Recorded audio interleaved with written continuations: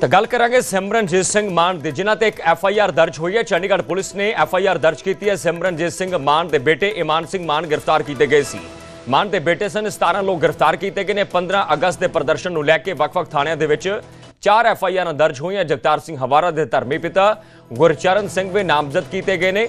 लखा सिधाना, भाना सिद्धू, नवदीप सिंह जलवेड़ा, अमितोज मान, सुरजीत फूल से भी मुकदमा दिता गया। 15 अगस्त को कौमी इंसाफ मोर्चे ने प्रदर्शन किया। पंजाब के गवर्नर, चंडीगढ़ के प्रशासक गुलाब चंद कटारिया का घिराव करने की कोशिश का जिक्र होया, जिस तो बाद चंडीगढ़ की पुलिस ने 4 मुकदमे दर्ज किए हैं।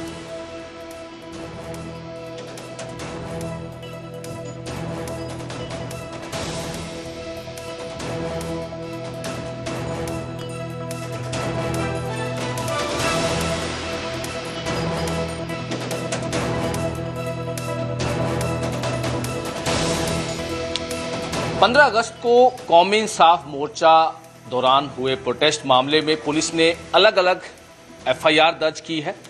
4 FIR दर्ज की गई हैं, जिसमें 17 लोगों की गिरफ्तारी भी की गई। हालांकि पुलिस स्टेशन सेक्टर 26 में मामला दर्ज किया गया है। अगर हम बात करें पुलिस स्टेशन सेक्टर 36 में मामला दर्ज किया गया है।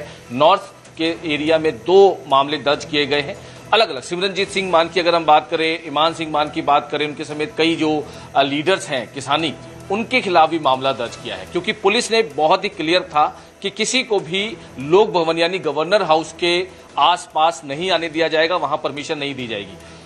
DSP P अभिनंदन जी हमारे साथ हैं। मामला जो दर्ज किया गया है, जहां सेक्टर 7 और 8 की साइड जहां से जो प्रोटेस्टर को रोका गया, उनकी गाड़ियां से तलवारें और कई चीजें जो है वो रिकवर की गई हैं। डिप्टी साहब, क्योंकि 15 अगस्त के दिन पुलिस का बड़ा क्लियर था कि लोक भवन के आसपास एंटर नहीं होने दिया जाएगा, किस तरह की कार्रवाई की गई? एक्चुअली जो 15 अगस्त में जो प्रोटेस्ट की इन्होंने जो कॉल दिया था, इसके लिए चंडीगढ़ पुलिस काफ़ी हाई अलर्ट में थी। और उस टाइम पे जब व्हीकल्स चेकिंग हो रही थी 7-8 डिवाइडिंग रोड पे, उस समय 2 गाड़ी को रोके जब चेक किया था, वहाँ का जो DSP है और वहाँ का जो स्टाफ है जब चेक किया था, उस समय इनकी गाड़ी में एक इनोवा थी, एक किया गाड़ी थी। इनकी गाड़ी से 4 तलवार मिली थी। और आगे इनकी कार्रवाई जो इन्होंने किया है, वहाँ पे जो डिटेन करके सारंगपुर में भेज दिया। फिर 26 थाने का जो IO है वहाँ वो भी पहुँच गया और गाड़ी और तलवार रिकवर किया हमने। आगे हमने एक FIR रजिस्टर किया, जिसमें BNS 223 और आर्म्स एक्ट का सेक्शन भी लगाया। आर्म्स एक्ट 25 का सेक्शन जो है वो भी लगाया। यानी कि नॉन अवेलेबल होता है सर ये? यस, नॉन अवेलेबल है। हमने इनको अरेस्ट करके 15 अगस्त रात को ही अरेस्ट करके हमने नेक्स्ट दिन पेश करके इनको जेसी भेज दिया।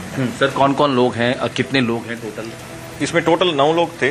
इसमें और भी ये था कि जब वेरिफिकेशन के लिए नाम पूछा था, इन्होंने गलत नाम बताया। बेल के टाइम पे उन्होंने नाम चेंज करने का कोशिश किया, इसलिए जो पब्लिक सर्वेंट को गलत इन्फॉर्मेशन देते हैं वो सेक्शन भी हमने ऐड किया। BNS 212 भी ऐड किया। यानी कि वो अलग से धाराएं जो है वो अलग से लगाई जाती है? वो अलग से लगाया था हमने। ओके। FIR दर्ज करने के बाद वो जिमनी में ऐड किया। यानी कि गुमराह करने की कोशिश की, नाम वगैरह छुपाने की कोशिश? हाँ जी, नाम हाइड करने का कोशिश किया इन्होंने, गलत इन्फॉर्मेशन पब्लिक सर्वेंट को दिया है। ओके सर, ये कितने लोग थे टोटल? 2 गाड़ियों में 9 लोग थे?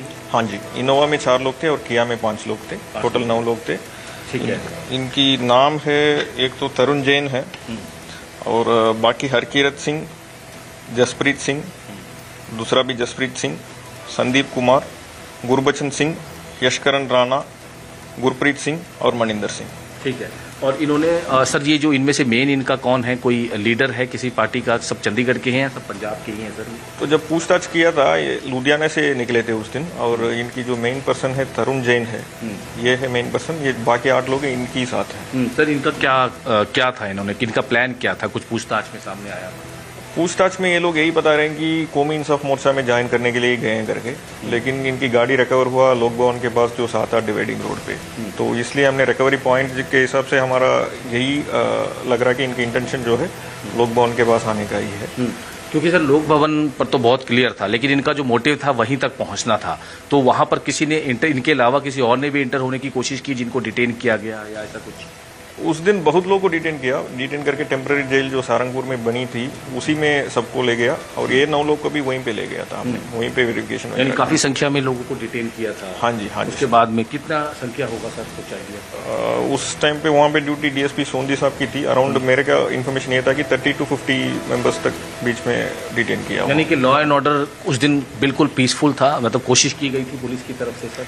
बिल्कुल पीसफुल था। उस दिन प्रोटेस्ट का जो मार्च जो प्लान किया था उसको तो हमने डिस्टर्ब कर दिया। पब्लिक को थोड़ा सा इनकन्वीनियंस हुई थी, हमने ट्रैफिक एडवाइजरी वगैरह इश्यू कर रखा था उसके लिए। उस दिन ठीक था, सिचुएशन वाज मैनेज्ड। ठीक है, तो बिल्कुल जैसे सर ने बताया कि 2-3 चीजें इसमें बहुत अहम थी।